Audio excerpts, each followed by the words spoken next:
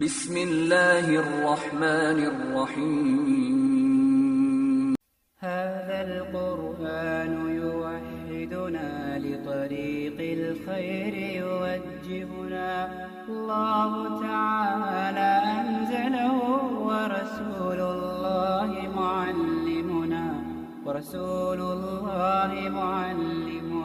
هذا القرآن يوحدنا لطريق الخير يوجهنا الله تعالى أنزله ورسول الله معلمنا هذا القرآن هو الهادي لأوائلنا وأواخرنا يدعو للعلم وللعمل لا شيء سواه يهذبنا هذا القرآن هو الهادي لأوائلنا وأواخرنا يدعو للعلم وللعمل لا شيء سواه يهذبنا كتاب الله لا شيء سواه يهذبنا العمل به كتاب الله لا شيء سواه يهذبنا هذا القرآن يوحدنا لطريق الخير يوجهنا الله تعالى أنزله ورسول الله معلمنا إن الحمد لله نحمده ونستعينه ونستغفره ونعوذ بالله من شرور أنفسنا ومن سيئات أعمالنا من يهده الله فلا مضل له ومن يضلل فلا هادي له وأشهد أن لا إله إلا الله وحده لا شريك له وأشهد أن محمدا عبده ورسوله أما بعد يا أيها الذين آمنوا اتقوا الله حق تقاته ولا تموتن إلا وأنتم مسلمون يا أيها الناس اتقوا ربكم الذي خلقكم من نفس واحدة وخلق منها زوجها وبث منهما رجالا كثيرا ونساء فاتقوا الله الذي تساءلون به والأرحام إن الله كان عليكم رقيبا يا أيها الذين آمنوا اتقوا الله وقولوا قولا سديدا يصلح لكم أعمالكم ويغفر لكم ذنوبكم ومن يطع الله ورسوله فقد فاز فوزا عظيما பேசுவதற்கு பாஷைகளை கற்றுத்தந்த அல்லாஹ்வுக்கே எல்லா புகழும். மக்களாக வாழ்ந்து கொண்டிருந்த மக்களுக்கு மத்தியில் இப்படித்தான் வாழ வேண்டும், இதுதான் வாழ்க்கை வழிமுறை என்ற கோட்பாட்டை காட்டி சென்ற உலகத்தின் தலைவர் முஹம்மது நபி ஸல்லல்லாஹு அலைஹி வஸல்லம் அவர்கள் மீதும் அவர்களை பின்பற்றி வாழ்ந்து கொண்டிருக்கின்ற வாழவிருக்கின்ற எல்லா அல்லாஹ்வுடைய நல்லடியார்கள் மீதும் குறிப்பாக எம்மவர்கள் மீது அல்லாஹ்வுடைய சாந்தியும் சமாதானமும் மஃபிரத்தும் என்றென்றும் உண்டாகட்டும். அல்லாஹ்வுடைய கடமையான ஜும்மாவை நிறைவேற்றுவதற்காக வேண்டி அவனது இல்லத்தில் வீற்றிருக்கும் கண்ணியத்துக்குரிய எல்லாம் அல்ல அல்லாஹ் நல்லடியார்களே, பெரியவர்களே, சகோதரிகளே, தாய்மார்களே, சகோதரிகளே, அல்லாஹு தஆலா எவற்றையெல்லாம் எடுத்து நடக்கும்படி எங்களுக்கு சொல்லியிருக்கின்றானோ அவைகளை எங்களது வாழ்க்கை செயல்கள் எடுத்து நடக்கும்படியும் எவைகளை விட்டும் தவிர்ந்து கொள்ளும்படி ஏவிருக்கின்றானோ அவைகளை எங்களது வாழ்க்கை செயல்களிலிருந்து தவிர்ந்து கொள்ளும்படி முதலில் அடியனாகிய எனக்கும் அடியலாகிய உங்களுக்கும் தக்வாவை உபதேசமாக நான் போதித்துக் கொள்கின்றேன். கண்ணியத்துக்குரிய இல்லாமல்ல அல்லாஹ் நல்லடியார்களே, அன்புக்குரியவர்களே, அல்லாஹு தஆலா இந்த உலகத்தில் சிறந்த படைப்பாக மனிதர்களை படைத்திருக்கின்றான்.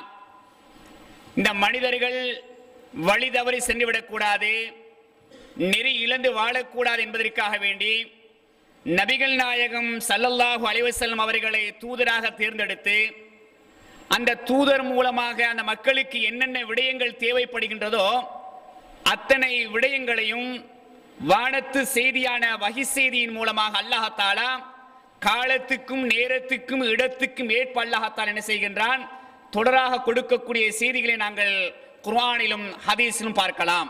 அந்த அடிப்படையில் நபி அவர்களை தேர்ந்தெடுத்து இந்த தூதருடைய வாழ்க்கையை நீங்கள் நடைமுறைப்படுத்துங்கள், இந்த தூதர் எதையெல்லாம் கொண்டு வந்தாரோ அதை நீங்கள் பலமாக பற்றி பிடித்துக் கொள்ளுங்கள்.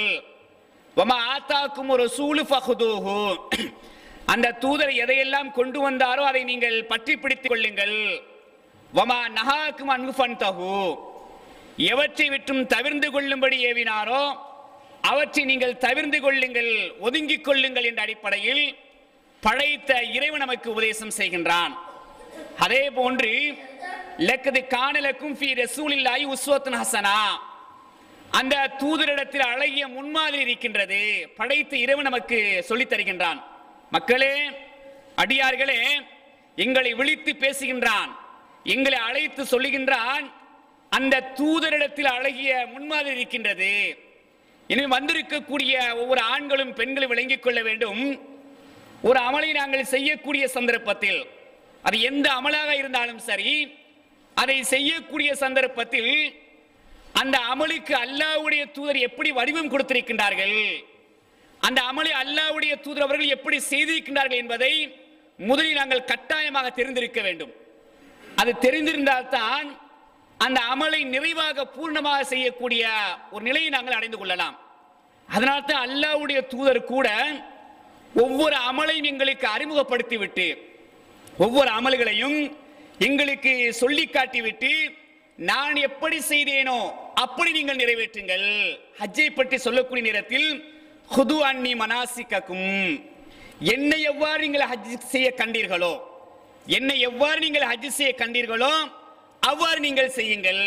ஒரு வழிமுறையை பாருங்கள். அல்லாஹ்வுடைய தூதர் அவர்கள் இப்படித்தான் இந்த அமல் அமைய வேண்டும், அதற்கு முன்னுதாரணமாக ஒரு முன்னோடியாக என்னை நீங்கள் பார்க்க வேண்டும். அந்த ஹஜ்ஜை நான் எப்படி நிறைவேற்றிருக்கின்றேன் பாருங்கள், படியுங்கள், நிறைவேற்றுங்கள் என்ற அடிப்படையில் அல்லாஹ்வுடைய தூதர் அவர்கள் அந்த செய்தியை முன்வைக்கின்றார்கள். அதே போன்று தொழுகையை பற்றி சொல்லக்கூடிய நேரத்தில் சல்லு கமார் ஐத்து முனிவு சல்லி, என்னை எவ்வாறு நீங்கள் தொழ கண்டீர்களோ அவ்வாறு நீங்கள் தொழுவுங்கள். அல்லாஹ்வுடைய தூதர் அவர்கள் இப்படித்தான் தொழ வேண்டும் என்ற ஒரு பயிற்சியை, ஒரு வழிமுறையை நமக்கு நடைமுறைப்படுத்தி காட்டியிருக்கிறார்கள். நாங்கள் ஹதீஸில் சென்று பார்க்கக்கூடிய நேரத்தில் அல்லாஹ்வுடைய தூதர் சொல்லுகின்றார்கள், அம்மினி ஜிப்ரீல், ஜிப்ரீல் அலைஹிஸ்ஸலாத்து வஸ்ஸலாம் அவர்களுக்கு எனக்கு இமாமத் செய்தார்கள் மர்ரத்தைன், 2 தடவை. முஸ்லிம், திருமதி போன்ற ஹதீஸ் கிரந்தத்தில் பார்க்கலாம். அல்லாஹ்வுடைய தூதர் சொல்லுகின்றார்கள், எனக்கு கஅபாவுக்கு அருகாமையில் வைத்து ஜிப்ரீல் அலைஹிஸ்ஸலாத்து வஸ்ஸலாம் அவர்கள் 2 தடவை இமாமத் செய்தார்கள். கண்ணியத்துக்குரியவர்களே, ஜிப்ரீல் அலைஹிஸ்ஸலாத்து வஸ்ஸலாம் அவர்கள் பயிற்சி கொடுத்திருக்கின்றார்கள், படித்து கொடுத்திருக்கின்றார்கள். அந்த பயிற்சியை அல்லாஹ்வுடைய தூதர் அவர்கள் 23 ஆண்டு காலங்களில் எப்போது தொழுகை கடமையாக்கப்பட்டதோ இமாம் ஜமாத் என்ற அடிப்படையில் சஹாபாக்களோடு நிறைவேற்றிவிட்டு சொன்னார்கள், சல்லு கமார் ஐத்து முனி உசல்லி, என்னை எவ்வாறு தொழ கண்டீர்கள் அவ்வாறு நீங்கள் தொழுவுங்கள். இப்படி எந்த அமலாக இருந்தாலும் சரி, ஹதீஸில் வந்திருக்கக்கூடிய, இஸ்லாத்தில் சொல்லப்பட்டிருக்கக்கூடிய எந்த அமலாக இருந்தாலும் சரி, முதலில் நாங்கள் எதை பார்க்க வேண்டும்? இந்த அமல் வந்திருக்கின்றது, இந்த அமலை அல்லாஹ்வுடைய தூதர் எப்படி நடைமுறைப்படுத்தினார்கள், எப்படி செய்தார்கள், எங்களுக்கு எப்படி ஏவிருக்கின்றார்கள் என்பதை முதலில் படிப்பது எங்கள் மீது கடமை. இதனால் தான் இஸ்லாம் எங்களை பார்த்து அடிக்கடி பேசக்கூடிய வசனம் இக்ரா, ஓதுங்கள், படியுங்கள், விளங்குங்கள், தேடுங்கள், தேடுவது உங்கள் மீது கடமை என்று ஏன் இஸ்லாம் எங்களுக்கு சொல்லி காட்டுகின்றது? படிப்பது எங்கள் மீது கடமை என்று ஏன் இஸ்லாம் எங்களுக்கு சொல்லி காட்டுகின்றது? அன்புக்குரியவர்களே, தேடலில் தான் மார்க்கத்துடைய அறிவு எங்களுக்கு கிடைக்கும். தேடி தேடி படிக்கக்கூடிய சந்தர்ப்பத்தில், விளங்கக்கூடிய சந்தர்ப்பத்தில் மார்க்கத்தை படிக்கக்கூடிய ஒரு அம்சம் எங்களுக்கு உண்டாகும். அதன் மூலமாக எங்களை அமல் விடயத்தில் ஒரு சீரான, ஒரு சிறப்பான முறையில், அழகான முறையில் நிறைவாக நன்மைகளை பெற்றுக் கொள்ளக்கூடிய ஒரு பாக்கியத்தை நாங்கள் பெற்றுக்கொள்ள முடியும். அன்புக்குரியவர்களே, இந்த அடிப்படையில் தான் நாங்கள் ஒரு புனிதமான மாதத்தில் இருக்கின்றோம். அடுத்து வரக்கூடிய முக்கியமான ஒரு மாதம் துல்ஹஜ் மாதம். இந்த துல்ஹஜ் மாதத்தில் என்னென்ன அமல்களை நாங்கள் செய்ய வேண்டும் என்பதையும் அல்லாஹ்வுடைய தூதர் அவர்கள் ஒரு வழிமுறை காட்டியிருக்கின்றார்கள். குர்ஆனில் 9வது அத்தியாயம் 36வது வசனத்தை நாங்கள் படித்து பார்ப்போம் என்று சொன்னால், சூரா தௌபாவில் 36வது வசனத்தை பார்ப்போம் என்று சொன்னால், இன்ன இத்தத ஷுஹூரி இந்தல்லாஹி 12 ஷஹ்ரன், அல்லாஹ்விடத்தில் மாதங்கள் 12 ஆகும். ஃபீ கிதாபில்லாஹி யௌம ஹலக ஸமாவாத்தி வல் அர்ல, வானத்தையும் பூமியையும் படைத்த நாளிலிருந்து அல்லாஹ்வுடைய ஏட்டில் அல்லாஹ்வுடைய கிதாபில் 12 மாதங்கள் என்று அல்லாஹ் தஆலா பிரித்து விட்டான், அமைத்து விட்டான். மின்ஹா அர்பஅத்து ஹுருமுன், அது 4 மாதங்கள் கண்ணியத்துக்குரிய மாதம். அன்புக்குரியவர்களே, மாதத்தை அல்லாஹ் அப்பே பிரிச்சுட்டான். எத்தனை மாதம் என்பதை, வருடத்திற்கு 12 மாதங்கள் என்பதை, 12 மாதம் என்பதை அல்லாஹ் எப்போது இந்த உலகத்தை படைத்தானோ, பூமியை படைத்தானோ, வானத்தை படைத்தானோ, அப்போதை நிர்ணயித்து விட்டான். 12 மாதங்கள் இஸ்லாமிய மாதங்கள், 12 மாதங்கள். அர்பஅத்து மின்ஹா, அதில் மின்ஹா அர்பஅத்து, அதில் 4 மாதங்கள், அதாவது மின்ஹா அர்பஅத்து மின்ஹா, அதிலிருந்து 4 மாதங்கள் சிறப்புக்குரியது என்ற செய்தி நாங்கள் பார்க்கலாம். மின்ஹா அர்பஅத்து ஹுருமுன், அதில் 4 மாதங்கள் சிறப்புக்குரியது. இந்த குர்ஆன் வசனத்தில் அந்த 4 மாதங்கள் எது என்று தெளிவாக சொல்லப்படவில்லை, நேரடியாக அல்லாஹ் தஆலா சொல்லவில்லை. குர்ஆனுக்கு விளக்கு உரையாக இருக்கக்கூடிய, குர்ஆனுக்கு விளக்கு உரையாக வந்த அல்லாஹ்வுடைய தூதுடைய பொன்மொழிகள் ஹதீஸில் மூலமாக நாங்கள் விளங்கிக் கொள்ளலாம். முஸ்லிமில் பதிவு செய்யப்பட்டிருக்கின்றது. நபிகள் சஹாபாக்களை பார்த்து சொல்லுகின்றார்கள், இந்த வசனத்தை ஓதி காட்டி விட்டு 4 மாதங்கள் என்ன மாதங்கள் சிறப்புக்குரியது, தொடராக வரக்கூடிய துல்கஅதா, துல்ஹிஜ்ஜா, முஹர்ரம், அதற்கு அடுத்தது ரஜபு மாதம் என்ற செய்தியை முஸ்லிம் என்ற ஹதீஸ் கிரந்தத்தில் நாங்கள் பார்க்கலாம். இப்ப நாங்கள் இருக்கின்றோம் துல்கஅதாவில் இருக்கின்றோம். அல்லாஹ்வுடைய கண்ணியப்படுத்தப்பட்ட ஒரு மாதம் தான் இந்த மாதம். அதற்கு அடுத்து வரக்கூடிய துல் ஹிஜ்ஜா என்று சொல்லக்கூடிய ஹஜ் செய்யக்கூடிய இந்த மாதம், அதாவது துல் ஹஜ்ஜுடைய மாதம். அதற்கு அடுத்தது மாதங்களில் முதலாவது மாதம் முஹர்ரம் மாதம், தொடராக வரக்கூடிய 3 மாதங்களோடு ரஜபு மாதம் என்ற செய்தியை நாங்கள் ஹதீஸில் பார்க்கலாம். இந்த 4 மாதங்களும் இஸ்லாத்தை பொறுத்தவரை சிறப்புக்குரிய மாதம், அல்லாஹ் கண்ணியப்படுத்துகின்றான். அதாவது ஆரம்ப காலங்களில் அடிக்கடி சச்சரவுகள், அடிக்கடி பிளவுகள், அடிக்கடி குழப்பங்கள் வந்து கொண்டே இருக்கும். ஆனால் இந்த 4 மாதத்தை கண்ணியப்படுத்தும் விதமாக யாரும் பிரச்சனையில் ஈடுபடக்கூடாது, யாரும் சண்டையில் ஈடுபடக்கூடாது, எந்த குழப்பத்திலும் ஈடுபடக்கூடாது என்ற அடிப்படையில் தான் அல்லாஹ் தஆலா கண்ணியப்படுத்தக்கூடிய செய்திகளை, வரலாற்று சான்றுகளை நாங்கள் காணக்கூடியதாக இருக்கின்றது. கண்ணியத்துக்குரியவர்களே, இந்த அடிப்படையில் தான் துல்ஹஜ் மாதத்தை அல்லாஹ் தஆலா அதிகமாக சிறப்பித்து சொல்லக்கூடிய செய்திகளை நாங்கள் பார்க்கலாம். அல்லாஹ் தஆலா 89வது அத்தியாயம் 1ஆம் 2ஆம் வசனத்தில் இப்படி சொல்லி காட்டுகின்றான், வல் ஃபஜ்ர், அதிகாலை நேரத்தின் மீது சத்தியமாக, வலையால் அஷ்ரின், 10 இரவுகள் மீது சத்தியமாக. அல்லாஹ் சத்தியம் செய்து செய்கின்றான், நேரத்தையும் அந்த இரவையும் குறிப்பிட்டு சத்தியம் செய்து சொல்லி காட்டுகின்றான். அந்த 10 இரவுகள் எது, அந்த 10 நாட்கள் எது என்பதை நேரடிய ஹதீஸிலும் கூட வரவில்லை. இருந்தாலும் நாம் பார்க்கக்கூடிய அளவுக்கு ஒரு முறை நபி அவர்கள் என்ன செய்கின்றார்கள், சஹாபாக்களோடு பேசிக் கொண்டிருக்கிறார்கள்.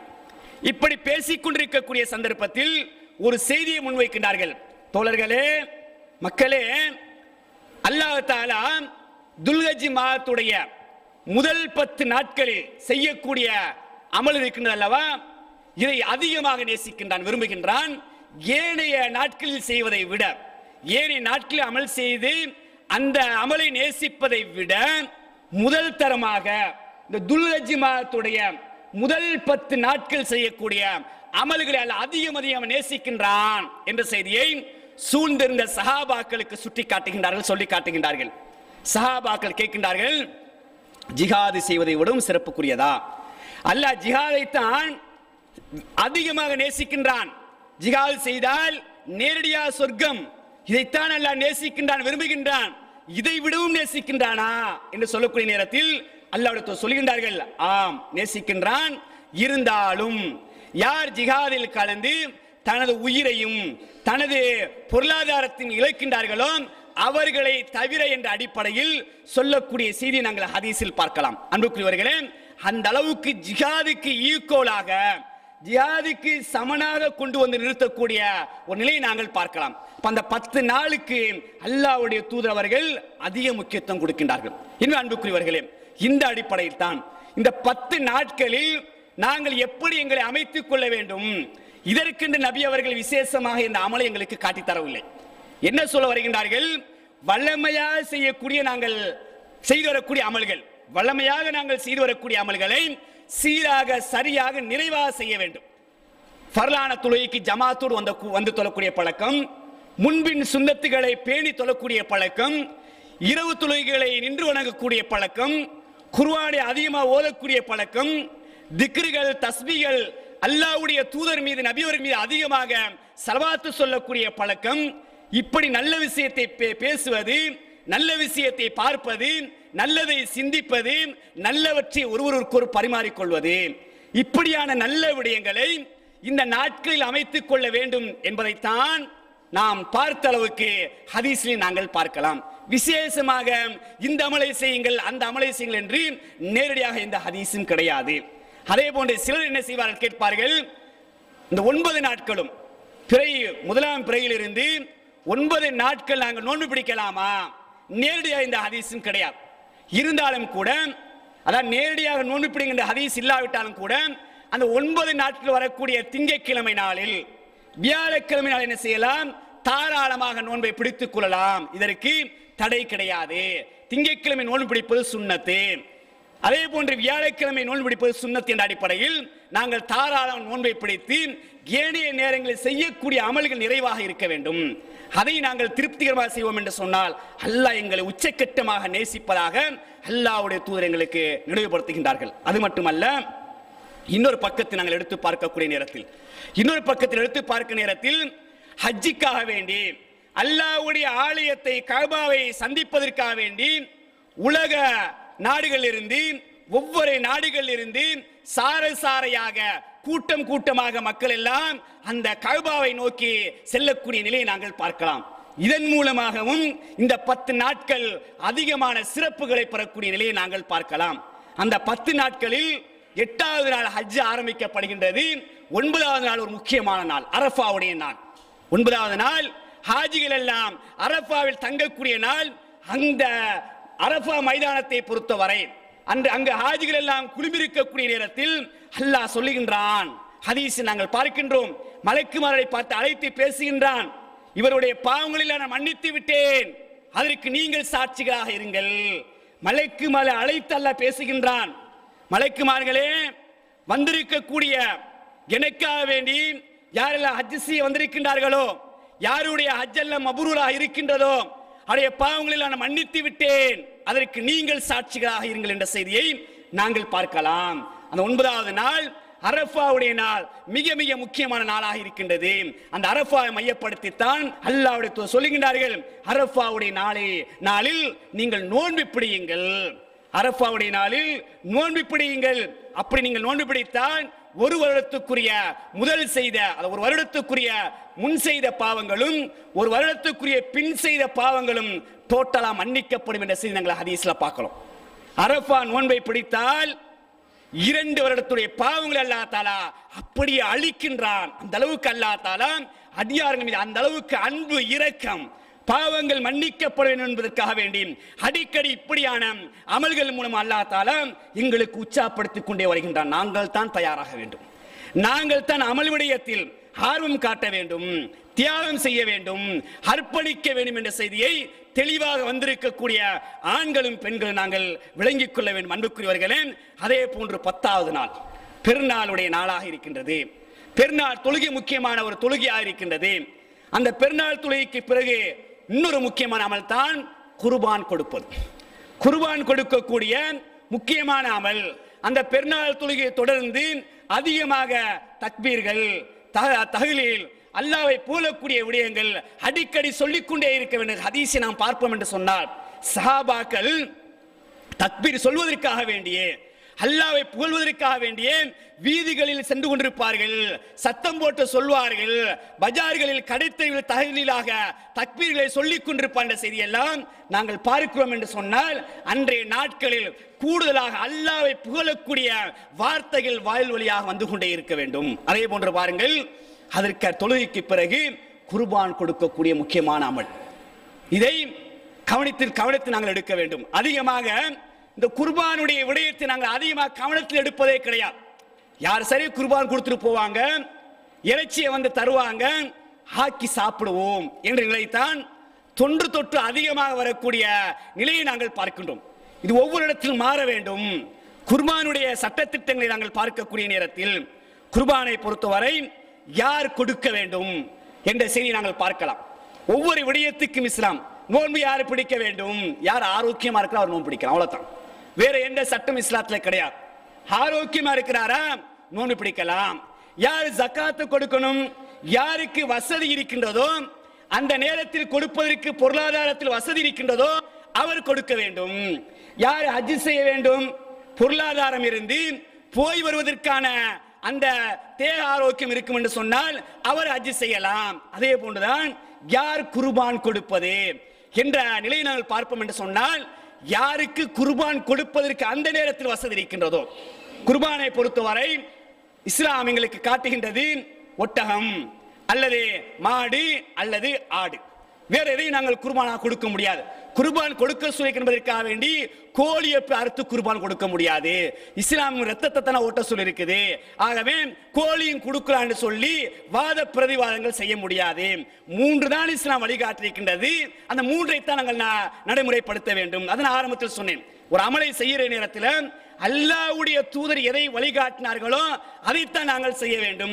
இப்படியும் செய்வோம் அப்படியும் செய்வோம் என்று யாரும் சட்டத்தை கையில் எடுக்க முடியாது என்பதை பதிவில் நீங்கள் வைத்துக் கொள்ளுங்கள். அந்த அடிப்படையில் இந்த 3 பிராணிகளில் எது எங்களுக்கு கொடுக்க முடியுமோ அதை நாங்கள் கொடுக்கலாம். ஒரு சந்தர்ப்பத்தை இஸ்லாம் எங்களுக்கு வழங்குகின்றது. ஒட்டகம் என்று சொன்னால் தனியே கொடுக்க முடியுமா, தாராளமாக கொடுத்துக் கொள்ளலாம். அல்லது உங்களுக்கு தனியாக கொடுக்க முடியவில்லையா 7 பேர் இணைந்து கொள்ளுங்கள். அதே போன்று மாட்டை நீங்கள் தனியே கொடுக்க வேண்டுமா, கொடுத்துக் கொள்ளுங்கள். உங்களுக்கு தனியாக கொடுக்க முடியாதா 7 பேர் சேர்ந்து என்ன செய்யுங்கள், மாட்டை நீங்கள் குர்பானாக கொடுக்கலாம் என்பதையெல்லாம் முஸ்லிம் திருமதி போன்ற ஹதீஸ் கிரந்தங்கள் நாங்கள் பார்க்கலாம். ஆடு என்று சொன்னால் தனியாக தான் கொடுக்கணும். ஆடு என்று சொன்னால் அதில் கூட்டு சேர்வதற்கு இஸ்லாம் எங்களுக்கு வழிகாட்டவில்லை. வழிகாட்டிருந்தால் கூடும் என்று நாங்கள் சொல்லலாம். இது 2ஐயும் இஸ்லாம் எங்களுக்கு அல்லாஹ்வுடைய தூதர் அவர்கள் 7 பேர் கூட்டு சேருங்கள் என்று வழிகாட்டியிருக்கிறார்கள். ஆட்டுக்கு ஒருவர் அல்ல ஒரு குடும்பம் என்ற ரீதியில் ஒரு குடும்பத்துக்கு ஒரு ஆட்டையும் நபி அவர்கள் கொடுத்த செய்தியை நாங்கள் பார்க்கலாம். எனவே இந்த அடிப்படையில் 3ஐயும் கொடுக்க வேண்டும். இப்போ எங்களுக்கு என்ன பிரச்சனைடா, நிறைய பேருடைய சிக்கல் என்றா, நான் பிசினஸ் செஞ்சுக்கிட்டு இருக்கிறேன், நான் தொழில் செஞ்சுக்கிட்டு இருக்கிறேன், எனக்கு நான் 2 லட்சம் 3 லட்சம் கடன் வேற கொடுக்க வேண்டி இருக்குது, இங்கிட்டு ஒரு 1 லட்சம் 2 லட்சம் வர வேண்டி இருக்குது. இப்ப நான் குர்பான் கொடுக்கணுமா, பிராணி அறுத்து கொடுக்கணும், நிறைய பேருடைய சந்தேகம் இது.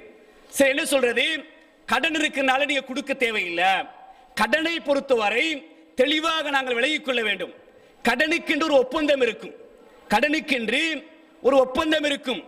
உதாரணத்துக்கு ஒருவர் ஒரு இடத்தில் 2 லட்சம் கடன் வாங்கியிருக்கிறார். கடன் வாங்கக்கூடிய என்ன ஒப்பந்தம் பண்ணியிருப்பார், இதை நான் ஒரு 6 மாதத்தில் திருப்பி தருவேன், அல்லது 1 வருடத்தில் நான் தருவேன், அல்லது மாதம் மாதம் கொஞ்சம் கொஞ்சமாக தருவேன். இது ஒரு ஒப்பந்தம். இந்த கட்டத்தில் இந்த மாதம் வந்து விட்டது. இப்ப ஒரு கேள்வி என்ன, நான் கடன் கொடுக்க வேண்டியிருக்கின்றது, குர்பான் கொடுக்கல, வசதி இருக்கின்றது, ஒரு ஆட்டை கொடுப்பதற்கு வசதி இருக்கின்றது, அல்லது 7 பேர் மாட்டை கொடுக்கக்கூடிய அந்த கூட்டத்தில் இணுவதற்கும் வசதி இருக்கின்றது. இவர் கேள்வி என்ன, நான் அங்கு கடன் கொடுக்க வேண்டுமா, கடனுக்கு கொடுக்க வேண்டுமா, அல்லது இங்க மாட்டுக்கு கூட்டா சேரணுமா, ஆட்டை வாங்கி கொடுப்பதா என்று சொன்னால், கடனை பொறுத்தவரை நீங்கள் ஒப்பந்தம் செய்திருக்கின்றீர்கள், இன்னும் உங்களுக்கு காண நேரம் இருக்கின்றது, அதை இன்னும் உங்களுக்கு கொடுக்க முடியும். இதை பொறுத்தவரை இந்த 3-4 நாட்கள் தான் கொடுக்க வேண்டும். இந்த குர்பானியை பொறுத்தவரை 10ஆம் நாளிலிருந்து, பெருநாளிலிருந்து 11, 12, 13 ஐயாம தஷ்ரீக்னு சொல்லக்கூடிய 4 நாள் தான் எங்களுக்கு சந்தர்ப்பத்தை இஸ்லாம் தருகின்றது. அதற்கு பிறகு சந்தர்ப்பம் கிடையாது. ஆனால் கடனை பொறுத்தவரை எங்களுடைய ஒப்பந்தத்தின் அடிப்படையில் இன்னும் காலம் இருக்கின்றது, கொடுப்பதற்கு இருக்கின்றது. ஆக தொழில் செஞ்சு கொண்டிருக்கின்றோம், வரக்கூடிய சல்லியும் இருக்கின்றது, தொழிலும் செய்து கொண்டிருக்கிறோம் என்று சொன்னால் நாங்கள் அந்த நேரத்தில் எங்களுக்கு குர்பான் கொடுக்க முடியும் என்று சொன்னால், வசதி வாய்ப்பு இருக்கும் என்று சொன்னால், கடன் கொடுக்க இருந்தாலும் என்ன செய்யலாம், நாங்கள் தாராளமாக குர்பானில் பங்கெடுத்துக் கொள்ளலாம். அல்லது கடன் இந்த நேரத்தில் தவணை முடிந்து விட்டது என்று சொன்னால், நாங்கள் கடன் எடுத்த தவணை முடிந்து விட்டது, இப்ப சல்லி இருக்குது, இப்ப நாங்க என்ன செய்யணும் சொன்னா கடனை தான் கொடுக்கணும். ஏன்னா அந்த ஒப்பந்தம் முடிஞ்சிருச்சு, நாங்க அவருக்கு தாரன்னு சொன்ன 1 லட்சம் தாரண்டு சொன்ன நாள் முடிஞ்சிருச்சு. இப்ப நாங்க என்ன செய்யக்கூடாது, குர்பானுக்கு முக்கியத்துவம் கொடுக்க கூடாது. ஏன், அவருக்கு தாராண்டு வாக்களிச்ச நாள் அந்த நாள் முடிஞ்சிருச்சு. இப்ப எங்க சல்லி கையில கிடைச்சிருச்சு, குர்பான் கொடுப்பத கடனை கொடுப்பான்னு சொன்னா இப்ப நீங்க கடனை தான் கொடுக்கணும். ஏன்? அந்த தவணையுடைய காலம் முடிவடைந்து விட்டதனால் அந்த கடனுக்கு முக்கியத்துவம் கொடுக்க வேண்டும் என்பதை வந்திருக்கக்கூடியவர்கள் தெளிவாக விளங்கிக் கொள்வோம் என்று சொன்னால் நிச்சயமாக சமுதாயத்தில் ஒவ்வொரு வீடுகளிலும் குர்பான் கொடுக்கக்கூடிய நிகழ்வு உருவாகும். நாங்க என்ன நினைக்கிறோம்டா, கூடுதலா நாங்க பழகிட்டோம்.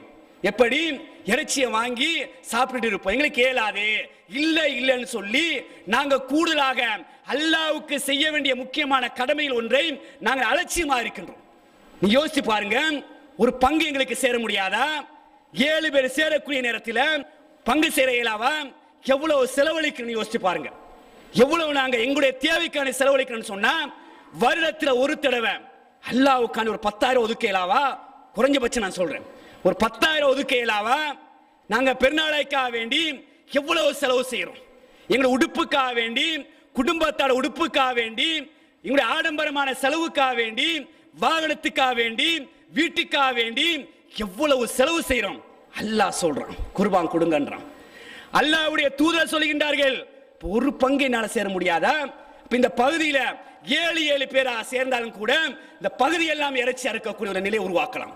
அல்லாஹ்வுக்காக வேண்டி குர்பான் கொடுக்கக்கூடிய ஒரு நிலையை நாங்கள் உருவாக்கலாம். கொடுத்து பாருங்க, அல்லாஹ் உங்களுக்கு அள்ளி அள்ளி தருவான். அதைத்தான் நாங்க விளங்கணும். நாங்க என்ன யோசிக்கிறோம்டா, 10,000 ரூபாய் கொடுத்தோம்டா எனக்கு சல்லி குறையுமே, அதை வாங்க முடியாது, இதை வாங்க முடியாதுன்னு சொல்லி நாங்க வேற விதமா யோசிச்சுட்டு இருக்கிறோம். கொடுத்து பாருங்க, நீங்க அல்லாஹ்வுக்காக நீங்க செஞ்சு பாருங்க, உங்களை அறியாம அல்லாஹ் தஆலா வேற வழியை உங்களுக்கு திறந்து காட்டும். அல்லாஹ்வுக்கு நீங்க 10,000 உதாரணத்துக்கு நான் சொல்றேன், 10,000 ரூபாய் செலவழித்தால் குர்பானியின் அடிப்படையில், தர்மம் என்ற அடிப்படையில் செலவழித்தால் அல்லாஹ் பன்மடங்கா உங்களுக்கு தொழில் ரீதியாக அல்லாஹ் தஆலா தருவான் என்பதில் எந்த சந்தேகம் கிடையாது. நீங்க யோசிச்சு உங்களுக்கு இங்க செலவழிச்சீங்கடா அது வீணாகத்தான் போகும், அது அப்படியே கடனாகத்தான் போயிடும். சில நேரங்கள்ல அல்லாஹ் தஆலா எங்களுக்கு இப்படி சந்தர்ப்பம் இருந்து நாங்க செலவழிக்கணும்னு சொன்னா தொழில் ரீதியாக ஒரு முட்டுக்கட்டை அல்லாஹ் தஆலா போட்டுறலாம். அதனால அன்புக்குரியவர்களே, தாராளமாக நீங்கள் என்ன செய்யுங்கள், குர்பான் கொடுக்கக்கூடிய நிலைக்கு நீங்கள் நிய்யத் வைப்பீர்கள் என்று சொன்னால் நிச்சயமா அல்லாஹ் தஆலா வாழ்க்கையில் ஒரு வளத்தை ஏற்படுத்துவான், ஒரு பரக்கத்தை ஏற்படுத்துவான். அதில் நீங்கள் ஆழமாக தெளிவாக இருந்து கொள்ளுங்கள். அதே போன்று ஒரு குர்பானை கொடுக்கக்கூடிய சந்தர்ப்பத்தில், ஒரு குர்பானியை கொடுக்கக்கூடிய நேரத்தில் எப்படி அறுக்க வேண்டும், எப்படி நடந்து கொள்ள வேண்டும் என்பதையெல்லாம் இஸ்லாம் எங்களுக்கு அழகான ஒரு வழிமுறையை காட்டி தருகின்றது. அல்லாஹ் சொல்லுகின்றார்கள், இன்னல்லாஹ கதபல் இஹ்சான அலா குல்லி ஷைஇன். அல்லாஹ் தஆலா ஒவ்வொரு விடயத்தின் மீதும், ஒவ்வொரு வஸ்துவின் மீதும் அல்லாஹ் தஆலா நலவை அமைத்திருக்கின்றான், நல்ல முறையில் நடந்து கொள்ளும்படி எழுதியிருக்கின்றான், கடமையாக்கி இருக்கின்றான் சொல்லிவிட்டு இதா கதல்தும், நீங்கள் அறுத்தால், நீங்கள் அதாவது நீங்கள் கொலை செய்தால், அதாவது விபச்சாரம் ஒரு மனிதன் செய்து விட்டான் அல்லது கொலைக்கு கொலை என்று வருகிறது என்று சொன்னால் அல்லாஹ் தஆலா சொல்லி அதை நபியை சொல்லி காட்டுகிறார்கள், இதா கதல்தும், ஒருவரை நீங்கள் கொலை செய்வதாக இருந்தாலும் ஃபஅஹ்சினுல் கத்ல, அதை அழகான முறையில் என்ன செய்யுங்க, நிறைவேற்றுங்கள். அவர் செய்தது தவறு, ஒரு கொலையை செய்து விட்டார், அல்ல இஸ்லாம் தடுத்த மானக்கேடான விடயத்தை திருமணம் முடித்து செய்துவிட்டார், தண்டனை நிறைவேற்ற வேண்டும். அந்த தண்டனையாக இருந்தாலும் கூட அழகாக அஹ்சினுல் கத்ல, நீங்கள் அழகான முறையில் என்ன செய்ய வேண்டும், அதை நிறைவேற்ற வேண்டும். ஃபைதா தபஹதும், நீங்கள் அறுத்தால், குர்பானாக இருக்கலாம், குர்பான் அல்லாத காலங்களில் ஆடு மாடு எதையும் அறுக்கக்கூடிய எதையுமா இருக்கலாம், அறுத்தால் ஃபஅஹ்சினுத் தபஹ, அறுக்கக்கூடிய விடயத்தை நீங்கள் அழகுபடுத்துங்கள், அழகாக அமைத்துக் கொள்ளுங்கள். வல் யுஹித்த அஹதுக்கும் ஷஃபரதஹு, நீங்கள் அறுப்பதற்கு முன்னால், ஒருவர் அறுப்பதற்கு தயாராகக்கூடிய நேரத்தில் கத்தியை நன்றாக தீட்டிக் கொள்ளுங்கள். இஸ்லாம் அழகான ஒரு வழிமுறை சொல்லிட்டு பாருங்க, கத்தியை நன்றாக தீட்டிக் கொள்ளுங்கள். ஃபல் யுரிஹ் தபீஹதஹு, அந்த மிருகத்தோட அன்பாக நடந்து கொள்ளுங்க, அந்த மிருகத்தோட நல்ல மாதிரியா அமைதியா நடந்து கொள்ளுங்கள் என்ற செய்தியை முஸ்லிம் என்ற ஹதீஸ் கிரந்தத்தில் 3955 ஹதீஸ் இலக்கத்தில் நாங்கள் பார்க்கலாம். அன்புக்குரியவர்களே, எப்படி இஸ்லாம் அழகா சொல்லி தருகின்றது, இதை கவனத்தில் கொள்ள வேண்டும்.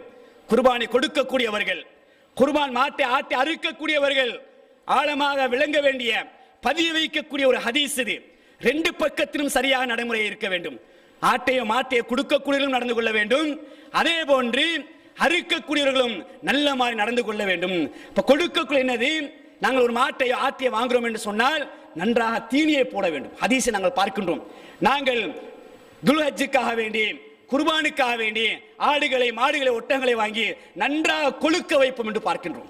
கொழுக்க வைக்கக்கூடிய அளவுக்கு அதற்கு நாங்கள் புல்லுகளை எதை கொடுக்க வேண்டுமோ அதையெல்லாம் தாராளமாக அறுக்கின்ற வரை அதற்கு நிறைத்து கொடுக்க வேண்டும் என்ற செய்தியை நாங்கள் வேறு ஹதீஸில் நாங்கள் பார்க்கலாம். அதே போன்று மாட்டை கொண்டு வரக்கூடிய நேரத்தில் அறுக்கத்தான போறன்னு சொல்லி இழுத்துக்கிட்டு பின்னால ஓங்கி ஓங்கி அடிச்சுக்கிட்டு வரக்கூடிய ஒரு இலக்கு மாடுதானன்னு சொல்லி அதுக்கு இரக்கம் காட்டும் இஸ்லாம். பாருங்கள், மாடாக இருந்தாலும் பேச முடியாத ஒரு ஜீவனாக இருந்தாலும் ஒரு பிராணியாக இருந்தாலும் இரக்கத்தோடு அந்த வேலை முடிகிற வரைக்கும் இரக்கத்தோடு அன்பாக இருக்க வேண்டும் என்ற செய்தியை இஸ்லாம் இது மட்டுமல்ல வேறு செய்தியின் ஊடாக எங்களுக்கு சொல்லித்தரக்கூடிய காட்சியை நாங்கள் பார்க்கலாம். அன்புக்குரியவர்களே, அந்த அளவுக்கு மிருகங்களோடும் இரக்கமாக நடந்து கொள்ள வேண்டும். இப்ப நாங்க மாடை எடுத்துட்டு போற நேரத்தில் சில நேரம் அடம்பிடிக்கும், அது வராம இழுக்கும், அதாவது அந்த பக்கம் இழுக்கும், அதனால போட்டு ஓங்கி ஓங்கி அடிச்சு தரண்டு இழுத்துட்டு போறதில்ல.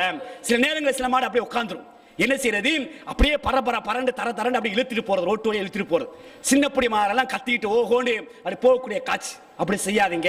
முடிஞ்ச அளவுக்கு நல்ல முறையில் நடந்து கொள்ளக்கூடிய ஒரு அமைப்பை நீங்கள் அமைத்துக் கொள்ளுங்கள். அடுத்தது அறுக்கிற நேரத்தில் நிறைய இடங்கள் நாங்கள் பார்க்கலாம். கொழும்புல நாங்கள் பார்ப்போம். எப்படின்னா ஒரே 10-15 மாடு அப்படியே வரிசையா இருக்கும்.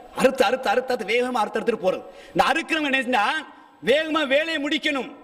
ஒரே நேரத்தில் இத்தனை மாடு இருக்குது, அறுத்து முடிக்கணும். இல்லாட்டி இது அவருக்கு போய் இவருக்கு போய் போட்டி இருக்குது. என்ன செய்யறது, 10-15 மாட்டை ஒரே இடத்துல வச்சு இந்த ரத்த அதுக்கு போகும், அந்த ரத்த அதுக்கு போகும், அது பார்த்துட்டு இருக்கு, இது அறுக்கிறது, இது பார்த்துட்டு இருக்கு, அது அறுக்கிறது. இதை கட்டாயமா தவிர்த்து கொள்ளுங்க. இதை கட்டாயமா நீங்கள் தவிர்த்து கொள்ள. இஸ்லாம் சொல்லி தரக்கூடிய ஒழுங்குமுறை நாம் சொல்லி தரவில்லை. இஸ்லாம் எங்களுக்கு ஒரு அழகான வழிமுறையை, ஒரு ஒழுங்குமுறையை சொல்லி தருகின்றது. அந்த அடிப்படையில் அறுக்கக்கூடிய இடத்திலையும் கூட அந்த அறுக்கின்ற வரைக்கும் அது நோகாத அளவுக்கு நாங்கள் நடந்து கொள்ள வேண்டும். கத்தி கூர்மையாக இருக்க வேண்டும், நன்றாக தீட்டிக் கொள்ள வேண்டும்.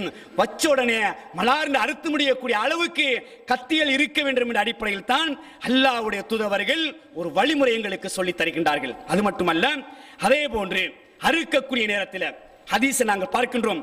முஸ்லிமில் 3976வது ஹதீஸ் இலக்கத்தை நாங்கள் பார்க்கலாம். அறுக்கக்கூடிய நேரத்தில் என்ன சொல்லணும், எல்லா ஹதீஸ்ல இருக்குது. இல்லை என்று சொல்லக்கூடிய அளவுக்கு, ஒன்றுமே இல்லையே என்று சொல்லாத அளவுக்கு ஹதீஸில் எல்லா வழிமுறைகளும் நிறைந்திருக்கின்றது. நாம தான் தேடாம இருக்கிறோம், நம்ம படிக்காம இருக்கின்றோம்.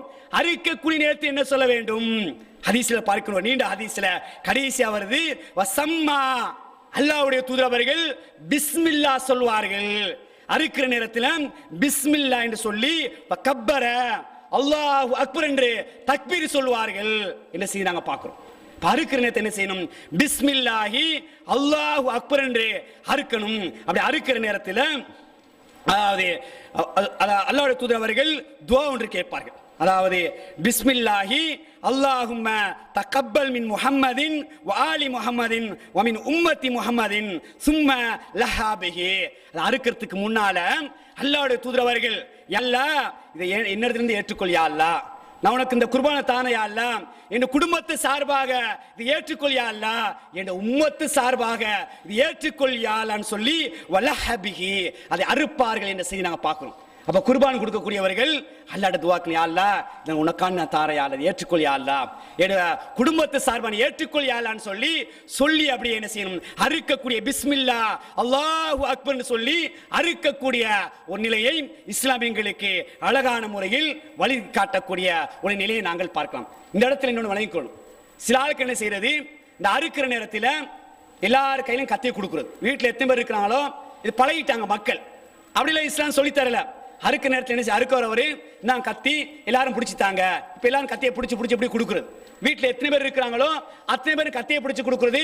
கடைசியில் இவர் தான் அறுக்கிறது. நீங்க அறுக்கக்கூடிய பழக்கத்தை ஏற்படுத்துங்க. நிறைய நாங்க பார்க்கிறோம், நான் கொழும்பு நிறைய பார்க்கிறோம். வாயில சிகரெட் இருக்கும், சிகரெட் வச்சுக்கிட்டே அறுக்கிறது. அல்லது என்னது அறுத்துட்டு போய் அங்கே சிகரெட் ஒரு சிகரெட் இழுத்துட்டு வாரது. இப்படி நாட்கிட்ட நீங்க அறுக்க கொடுக்காதீங்க. அல்லாஹ் பயந்துருக்க உன்னை நீங்க அருங்க. நீங்க இதுல கஷ்டம் இல்ல, அவங்க பிடிச்சு கொள்வாங்க. பிஸ்மில்லா அல்லாஹ் அக்பர் என்று சொல்லி அறுக்கக்கூடிய நிலையை ஏற்படுத்துங்க. ஒரு அமல் செய்யற நேரத்தில் தூய்மையா இருக்கணும், அல்லாஹ் பயந்து இருக்கணும். சீரடு குளிப்பது பொதுவாக ஹராம். இந்த ஹராத்தை செஞ்சுக்கிட்டு பிஸ்மில்லா அல்லாஹ் அக்பர் கொடுக்குறீங்கன்னு சொன்னா இது பொருத்தமாக இருக்காது. ஆகவே அறுக்கக்கூடிய விளங்கிக் கொள்ள வேண்டும், நீங்க கொடுக்கக்கூடிய விளங்கிக் கொள்ள வேண்டும். நீங்க அருங்க. சில ஆட்கள் என்ன செய்யறது, பெண்கள் அறுக்கலாமா இருக்கக்கூடாது, தாராளமா இருக்கலாம், தைரியம் இருந்தா இருக்கலாம். பெண்கள் அறுக்கக்கூடாது கட்டாயம், அதாவது தடை இல்லை. ஆயிஷா நாய் அறுத்து இருக்கின்றார்கள். ஒரு ஹதீஸ்ல வருது முஸ்லிம்ல, ஒரு பெண்மணி கல்ல நல்ல கூர்மையா கத்திலானால கல்ல கூர்மையாக்கி அப்படி அறுக்கிறாங்க. ரசூலுல்லாஹ்ட்ட செய்தி வருது, யார் ரசூலுல்லாஹ் இந்த பெண்மணி கூர்மையான கல்லால் இந்த பிராணி அறுத்துட்டாங்க, பரவாயில்ல கூடும்ன்றாங்க ரசூலுல்லாஹ். நோக்கம் என்ன? கூர்மையா இருக்க வேண்டும், கத்தி இல்ல கல்லால் அறுத்தாங்க. இரண்டாவது என்ன? ஒரு பெண் அறுக்கப்பட்டதை அல்லாஹ்வுடைய தூதர்கள் அங்கீகரித்திருக்கிறார்கள். தாராளமாக தைரியம் இருக்கும் என்று சொன்னால் பெண்களே வந்து முன்னுக்கு அறுக்கலாம். இல்லைன்னு சொன்னால் வீட்டார்கள் யார் சரி, கணவர் சரி, பிள்ளை சரி, வாப்பா சரி, பொறுப்புதார் என்ன செய்யலாம், அறுக்கலாம். நீங்க அறுக்கக்கூடிய ஒரு பழக்கத்தை அமைத்துக் கொள்ளுங்கள், அதுதான் முக்கியமான ஒரு அம்சமாக இருக்கும். அதே போன்று பாருங்கள், இந்த அறுக்கக்கூடிய விடயத்தை நாங்கள் பார்க்கக்கூடிய நேரத்தில் ஹஜ்ஜி பெருநாள் தொழுகையை தொடர்ந்து அறுக்க வேண்டும். இப்போ ஒன்று. அடுத்தது ஒரு 3 நாள் இஸ்லாமியர்களுக்கு சந்தர்ப்பம் தருது. சில நேரங்களில் நிறைய பேர் அறுக்கக்கூடிய நேரத்தில் அறுக்கக்கூடிய இருக்க மாட்டார்கள், அல்லது நிறைய மாடுகள் இருக்கும்னு சொன்னால் ஒரே நாள் அறுத்து முடிக்க முடியாது. அதனால இஸ்லாம் பாருங்க ஒரு 3 நாள் எக்ஸ்ட்ரா என்ன செய்யுது, தரக்கூடிய நாளை பார்க்கலாம். 11, 12, 13 ஐயாமு தஷ்ரீக்னு சொல்லக்கூடிய 3 நாட்கள், மொத்தம் 4 நாட்கள் பெருநாள் தொழுகையோடு சேர்த்து, பெருநாள் அன்று சேர்த்து மொத்தம் 4 நாட்கள் அறுக்கக்கூடிய சந்தர்ப்பத்தை தருது. இப்ப 4 நாளுக்குள் அறுக்கக்கூடிய பழக்கத்தை அமைத்துக் கொள்ள வேண்டும். இதுல இன்னொரு முக்கியமான விஷயம் சொன்னால், அறுக்கக்கூடிய மாடுகளை எப்படி பங்கு வைக்கிறது, நாங்க எப்படி பழகிருக்கிறோம் சொன்னா வளமையாக 3ஆ பங்கு வைக்கிறது. இது இஸ்லாத்துல அடிப்படையில் கிடையாது. 3 பங்குகளாக பங்கு வைக்க வேண்டும் என்பது இஸ்லாத்துல அடிப்படை கிடையாது. எந்த ஹதீஸ்லயும் அப்படி கிடையாது. இஸ்லாம் என்ன சொல்லுதுன்னு சொன்னால், நீங்க அறுத்துட்டு உங்களுக்கு கொஞ்சம் எடுங்க, மற்றது ஏழைகளுக்கு கொடுங்க. அதான் சொல்லுது. உங்களுக்கு கொஞ்சம் தேவையானதை எடுத்துட்டு ஏழைகளுக்கு கொடுங்க. இப்ப நாங்க யாருக்காண்டி அறுக்கிறோம்? ஏழைகளுக்கு கொடுக்கத்தான் அறுக்கிறோம், பிறருக்கு கொடுக்க என்பதற்காண்டி அறுக்கின்றோம். இப்ப எங்களுக்கு கொஞ்சம் எடுத்துட்டு என்ன செய்யலாம், பிறருக்கு ஏழைகளுக்கு நிறைய கொடுக்கக்கூடிய பழக்கத்தை ஏற்படுத்தணும். 3ஆ பிரிக்கணும் என்பது இஸ்லாத்துல எந்த சட்டமும் கிடையாது, எந்த ஹதீஸிலும் கிடையாது என்பதை தெளிவாக விளங்கிக் கொள்ளலாம். என்ன பிரிப்பாங்க? ஒன்று அறுக்கக்கூடிய ஒரு பங்கு போயிடும். அறுக்கக்கூடிய ஏன் அவ்வளவு போகுது யோசிச்சு பாருங்க. அறுக்கிறவங்களுக்கு ஏன் அவ்வளவு எடுக்கணும்? அவரே அல்லாஹ்க்காண்டி கொடுக்கிறாருண்டா, ஏழைகளுக்காண்டி அறுக்கிறாருண்டா, எல்லாத்தையும் கொடுக்க கொஞ்சம் இருந்தா போதும். ஒரு 4-5 நாளைக்கு வச்சு சாப்பிட்ற அளவுக்கு என்ன செய்யலாம், கொஞ்சம் எடுத்து வச்சுட்டு அனைத்தையும் ஏழைகளுக்கு, இல்லாதவர்களுக்கு, சொந்தக்காரனுக்கு பங்கு வைக்கக்கூடிய ஒரு அமைப்பை ஏற்படுத்தணும். அப்ப அவருக்கு ஒரு பங்கு ஒதுக்குறாங்க, ஏழைகளுக்கு ஒரு பங்கு ஒதுக்குறாங்க, சொந்தக்காரருக்கு ஒரு பங்கு ஒதுக்குறாங்க. இப்படி 3ஆ பிரிக்க தேவையில்லை. அவருக்கு கொஞ்சம் எடுத்துட்டு மிச்சதையெல்லாம் என்ன செய்யுங்க, சொந்தக்காரங்க, பந்தங்கள், ஏழைகள் தேடி கொடுக்கக்கூடிய பழக்கத்தை நீங்க அமைச்சுக் கொள்ளுங்க. நீங்க போய் கொடுக்கக்கூடிய பழக்கத்தை ஏற்படுத்துங்க. நான் இவ்வளவு பெரிய செல்வந்தனா இருக்கிறேன், நான் கொடுத்துருக்கிறேன், கோல் பண்ணி வந்து எடுத்துட்டு போங்கன்னு சொல்லக்கூடிய அளவுக்கு அவங்கள வர வைக்காதீங்க. எந்த விஷயமா இருந்தாலும் சரி, அது ரமலான் காலத்தை கொடுக்கக்கூடிய உதவியா இருந்தாலும் சரி, ரமலான் அல்லாத காலத்தை கொடுக்கிற உதவியா இருந்தாலும் சரி, நீங்க ஒரு உதவி செய்யணும்னு சொன்னா நீங்க தேடி போய் கொடுங்க. அதுதான் அல்லாஹ் தஆலா விரும்பக்கூடிய ஒரு அமலாக இருக்கின்றது. இதை நீங்க தெளிவாக விளங்கிக் கொள்ளுங்க. அதே போன்று ஆரம்ப காலத்துல நம்ம ஹதீஸ் பார்க்கிற நேரத்துல 3 நாள் தான் அல்லாஹ்வுடைய தூதர் அவர்கள் இந்த இறைச்சியை சேமித்து வைக்க வேண்டும், 3 நாளைக்கு மேல வச்சு சாப்பிடக்கூடாது என்று ஆரம்பத்தில் சட்டம் இருந்துச்சு இந்த குர்பான் இறைச்சியை. பிறகு ரசூல் அந்த சட்டத்தை தளர்த்துறாங்க, அந்த சட்டத்தை இல்லாமல் ஆக்குறாங்க. நான் ஆரம்பத்தில் சொல்லி இருந்தேன் 3 நாள் தான் இந்த இறைச்சியை வைத்து சாப்பிடணும் என்று சொல்லி, இந்த சட்டம் இன்றிலிருந்து நான் உங்களுக்கு தளர்த்தி விடுகின்றேன் என்று எத்தனை நாள் வச்சு நீங்க சாப்பிடலாம் என்ற செய்தியை நாங்க பார்க்கிறோம். அதனால சில நேரங்களில் இறைச்சி நிறைய கிடைக்கும், மாறி மாறி வார நேரத்தில் ஒரு வீட்டுக்கு நிறைய கிடைக்கும். அப்ப எவ்வளவு நாளும் வச்சு என்ன செய்யலாம், காய வச்சோம் அல்லது ஃப்ரிட்ஜில் வச்சோம் அல்லது அவிச்சு வச்ச எப்படியோ என்ன செய்யலாம், நாங்கள் எவ்வளவு நாளும் நாங்கள் சாப்பிட்டுக் கொள்ளலாம் என்பதையும் நாங்கள் தெளிவாக விளங்கிக் கொள்ள வேண்டும். அதே போன்று பாருங்க, அல்லாஹ் தஆலா சொல்கின்றான் 22வது அத்தியாயம் 36வது வசனம், 22வது அத்தியாயம் 36வது வசனத்தில் ஃபகுலூ மின்ஹா, அதுல இருந்து நீங்க சாப்பிடுங்க. அல்லாஹ் சொல்றான், அதுல இருந்து நீங்க சாப்பிடுங்க. வஅதீமுல் கானிஅ, ஏழைகளுக்கு நீங்கள் கொடுங்கள். அல்லாஹ் சொல்றான் பாருங்க, நீங்களும் சாப்பிடுங்க, ஏழைகளுக்கு நீங்கள் கொடுங்கள். வல் முத்தர்ர, இன்னும் தேவை இல்லாதவருக்கு நீங்க கொடுங்கன்றான். சில நேரம் செல்வந்தர் இருப்பாங்க, அவங்களுக்கு நாங்கள் யோசிப்போம், இவருக்கு என்னத்தை கொடுக்க, இவரு தான் நல்லா செல்வம் வளமலாம் இருக்குது, இவருக்கு ஏன் கொடுக்க. அல்லாஹ் சொல்றான் கொடுங்க என்ற செய்தியை 22வது அத்தியாயம் 36வது வசனம். அப்ப தந்தை வாங்கிக்கொள்ளும், நானும் குர்பான் கொடுத்தேன் எனக்கு என்ன இருக்கு அப்படி யாரும் சொல்லக்கூடாது. இப்படி ஒரு சம்பவம் நடக்குது ரசூலா காலத்துல. உமர் ரலியல்லாஹு தஆலா ரசூல் என்ன செய்றாங்க, நிறைய ஒரு அன்பளிப்பு பொருளை கொடுக்குறாங்க.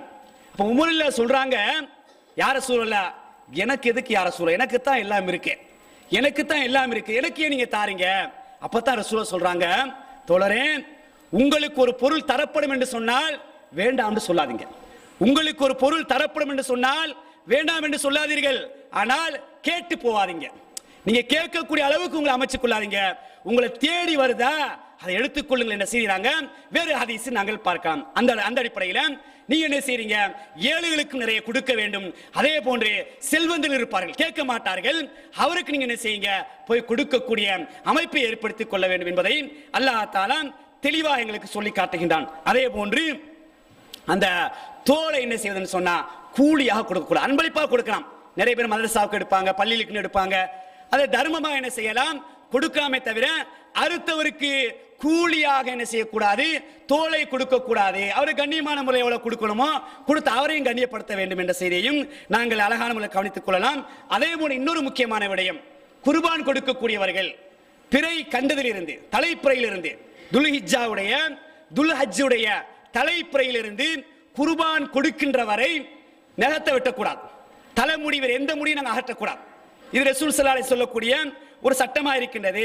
இதா ரஅய்துமுல் ஹிலால தில் ஹிஜ்ஜா, துல்ஹஜ் மாதத்துடைய பிறை நீங்கள் பார்த்தால் வஅராத அஹதுக்கும் அய்யுலஹி, உங்களில் ஒருவர் உலுஹியா கொடுப்பதற்கு நாடு இருந்தால் ஃபல் யும்சிக் அன் ஷஅரிஹி வ அல்ஃபாரிஹி, உங்களுடைய முடிகளை வெட்டுவதை நீங்கள் தவிர்த்துக் கொள்ளுங்கள். முடி வெட்டக்கூடாது, எந்த முடியும் நீங்கள் அகற்றக்கூடாது. அதே போன்று நகத்தை நீங்கள் வெட்டக்கூடாது என்ற செய்தி முஸ்லிம் என்ற ஹதீஸ் கிரந்தத்தில் 3999வது ஹதீஸ் இலக்கத்தில் நாங்கள் பார்க்கலாம். பிறையை கண்டுட்டா என்ன செய்யக்கூடாது, அதிலிருந்து நீங்கள் எந்த நகத்தையும் வெட்டக்கூடாது, முடி வெட்டக்கூடாது, வேற எந்த முடியும் அகற்றக்கூடாது. அப்படின்னு சொன்னால் ஒன்று அதற்கு முன்னாலே முடி வெட்டினா முடி வெட்டிக் கொள்ளணும், நகத்தை நகத்தை வெட்டிக் கொள்ளணும். அப்ப குர்பான் குறிப்பாக யாரெல்லாம் நியத்தோடு இருக்கிறீங்களோ அவங்க நேரத்தோட வெட்டிக்கிட்டா அது இலகு. இது இன்னொரு சட்டம் வருது. எப்படி சில நேரம் கொடுக்கறதுக்கு அவருக்கு ஐடியா கிடையாது, அவர்கிட்ட பண வசதி இல்லை, எதிர்பாராத விதமாக அவருக்கு பணம் கிடைச்சிருச்சு. இப்ப பிரே கண்டதுக்கு பிறகு முடியெல்லாம் வெட்டிட்டு நேகத்தெல்லாம் வெட்டிட்டு வந்துட்டார். இப்ப 3வது பிறையில இருந்து அவர் மகன் வெளிநாட்டுல இருந்து சல்லி அனுப்புறா, வாப்பா இந்த தடவை நீங்க என்ன செய்யுங்க, ஒரு குர்பான் கொடுங்க, அது ஒரு பங்குல சேருங்க. இப்ப யோசிக்கிறாரு, ஹதீஸ் வருது, பிறையை கண்டதிலிருந்து குர்பான் கொடுக்கக்கூடியவர் நகத்தையும் வெட்டக்கூடாது, முடி வெட்டக்கூடாது. நான் பிறையை கண்டதுக்கு பிறகு வெட்டிட்டேனே, இப்ப என்ன செய்யறது? இது ஒரு விதிவிலக்கு. இப்ப நீங்க எதிர்பார்க்காத வண்ணமாக அந்த நேரத்துக்கு கிடைக்குது, அல்ல அப்படி அமைச்சிடலாம். யாருக்குமே அமைச்சிடலாம், நீங்க நினைச்சு பார்த்திருக்க மாட்டீங்க. ஏதோ ஒரு இது அல்லாத ஒரு வசதி வாய்ப்பை தந்துட்டான் கொடுக்கிறதுக்கு. ஆனா நீங்க பிறையை கண்டதுக்கு பிறகு முடி வெட்டிட்டீங்க, நேரத்தை வெட்டிங்க, என்ன செய்யறது? தாராளமாக கொடுத்துக் கொள்ளலாம். நேரத்தோடு கொடுக்கிறதுக்கு என்ன கூடியவர்கள் தான் என்ன செய்யக்கூடாது, அந்த பிறையை கண்டதிலிருந்து அந்த குர்பானியை கொடுக்கின்றவரை நிறைவேற்றினவரை அதை முடியையோ நேரத்தை வெட்டக்கூடாது என்பதை தெல்ல தெளிவாக நாங்கள் என்ன செய்து கொள்ள வேண்டும், விளங்கிக் கொள்ள வேண்டும். இது குர்பான் கொடுக்கக்கூடிய ஒரு சுருக்கமான விளக்கம் என்பதை நீங்கள் விளங்கிக் கொள்ள. இந்த குறிப்பிட்ட நேரத்தில் தேவையான சட்டங்களை மட்டும் உங்களுக்கு நாங்கள் தொகுத்து வழங்கியிருக்கின்றோம். இன்னும் நிறைய விடயங்கள் சந்தேகம் இருக்கும் என்று சொன்னால் உலமாக்கள் இருக்கின்றார்கள், மௌலவிமார்கள் இருக்கின்றார்கள், தெரிந்தவர்கள் இருக்கின்றார்கள். நீங்கள் என்ன செய்யலாம், மேலதிகமாக கேட்டு நீங்கள் விளங்கிக் கொள்ளக்கூடிய அமைப்பை நீங்கள் ஏற்படுத்திக் கொள்ளுங்கள். எனவே அன்புக்குரிய தாய்மார்களே, சகோதரிகளே, பெரியவர்களே, இந்த வருடம் நானும் அல்லாஹ்வுக்காக வேண்டி ஒரு ஆட்டை நான் கொடுக்க வேண்டும், அல்லது ஒரு மாட்டை கொடுக்க வேண்டும், அல்லது 7 பேர் சேரக்கூடிய ஒரு பங்கிலாவது நான் சேர வேண்டும் என்று நீங்கள் ஆழமாக நியத்து வைத்துக் கொள்ளுங்கள். நிச்சயமாக அதன் மூலமாக அல்லாஹ் தஆலா உங்களுக்கு வளத்தை பரக்கத்தை ஏற்படுத்தும். நீங்கள் அல்லாஹ்வுக்காண்டி கொடுத்தால், தூய்மையாக கொடுத்தால், இஹ்லாஸாக கொடுத்தால் நிச்சயமா அல்லாஹ் உங்களுக்கு அதற்கு ஒரு வழியை காட்டுவான். நான் கொடுத்த அவரின் மாதிரி நினைப்பாரோ, எனக்கே இல்லாம இருக்குது, நான் கொடுத்த இவர் நினைப்பாரோ, அதை நீங்க நினைக்க கூடாது.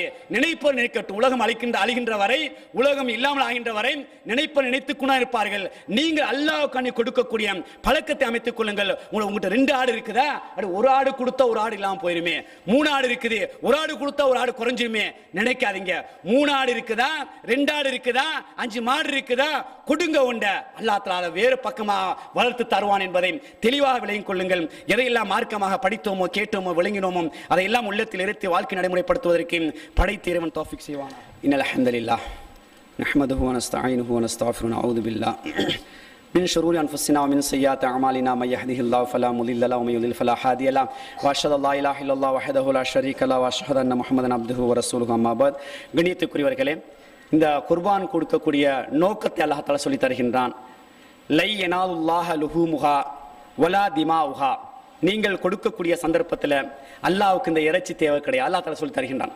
இந்த அல்லாஹ் தஆலா இந்த இறைச்சியை நாடவில்லை, அல்லது நீங்க ஓட்டக்கூடிய இரத்தத்தை நாடவில்லை. வலாக்கின் என்றாலும் யனாலுஹு தக்வா மின்கும், யனாலுஹு தக்வா மின்ஹும் அத்தக்வா மின்கும், உங்களுடைய இறையச்சத்தை அல்லாஹ் எதிர்பார்க்கின்றான். 22வது அத்தியாயம் 37வது வசனம். அப்ப எங்கிட்ட இறையச்சம் வளர வேண்டும். அதை கொடுக்கிற நேரத்தில் நானும் குர்பான் கொடுத்துன்னு மக்கள்லாம் நினைக்கணும், அந்த பக்கத்து வீட்டில் சொல்லணும், எங்க உறவுக்காரர் பேசணும் என்று அந்த எண்ணத்தை மட்டும் அப்படியே வேரோடு பிடுங்கி வீசிருங்க. எந்த அமலை செஞ்சாலும் சரி, எதை செய்யற நேரத்திலையும் அந்த கெட்ட அந்த எண்ணத்தை அந்த உள்ளத்திலிருந்து அப்படி எடுத்துட்டு அல்லாஹ்வுக்காண்டி கொடுக்கிறேன் என்ற ஒரு நிலையை நீங்கள் கொண்டு வாருங்கள்.